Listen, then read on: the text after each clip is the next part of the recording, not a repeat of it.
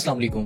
Balloon साइनोप्लास्टी एक ऐसा medical procedure होता है जिसकी मदद से डॉक्टर आपके नाक के इर्द गिर्द मौजूद ब्लॉक साइनसिस को ओपन करता है। साइनसिस हमारे स्कल में नाक के इर्द गिर्द मौजूद एयर फील्ड स्पेसेस होती हैं जो कि हमारे स्कल को वजन में हल्का रखती हैं। इसके अलावा साइनसिस का एक और मोस्ट इंपॉर्टेंट फंक्शन होता है कि साइनसिस की लाइनिंग में म्यूकस सिक्रेटिंग सेल्स प्रेजेंट होते हैं जो कि म्यूकस को सिक्रीट करते रहते हैं और ये म्यूकस नाक से आने वाली हवा में मौजूद डस्ट पार्टिकल्स को ट्रैप करके हवा को क्लीन कर देता है। हवा को क्लीन करने के बाद म्यूकस इन साइनसिस से निकलकर हमारे हलक में गिर जाता है या फिर नाक में नोज बूगर्स बना देता है।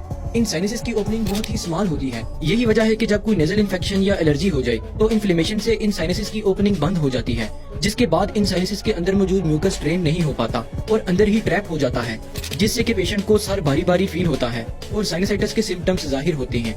वैसे तो ज्यादातर इन्फेक्शन खत्म होने पर ब्लॉकेज खुद ही ओपन हो जाती है और साइनसिस भी ओपन हो जाते हैं, लेकिन बाज़-औक़ात कुछ पेशेंट्स में किसी एक या एक से ज्यादा साइनसिस की ओपनिंग ब्लॉक ही रह जाती है। ऐसे केसेस को क्रॉनिक साइनसाइटिस कहा जाता है। क्रॉनिक साइनसाइटिस को ट्रीट करने के लिए मेडिकेशंस की हेल्प ली जाती है, लेकिन फिर भी अगर पेशेंट ठीक ना हो तो फिर बैलून साइनोप्लास्टी की मदद से बंद साइनसिस को ओपन किया जाता है।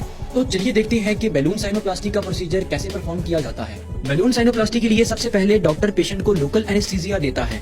इसके बाद डॉक्टर नाक की नोस्ट्रिल से एक फ्लेक्सिबल ट्यूब जिसे एंडोस्कोप कहा जाता है नाक के अंदर इंसर्ट करता है। एंडोस्कोप के एंड पर कैमरा और लाइट मौजूद होती है जिसकी मदद से डॉक्टर नाक के अंदर से कंप्यूटर स्क्रीन पर देख पाता है।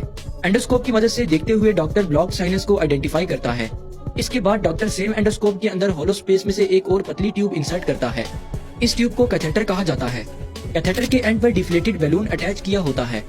एंडोस्कोप से देखते हुए डॉक्टर कैथेटर को ब्लॉक साइनस में पहुंचाकर बैलून को इन्फ्लेट कर देता है और थोड़ी देर तक वेट करता है। इसके बाद डॉक्टर बैलून को दोबारा से डिफ्लेट करके बाहर निकाल देता है।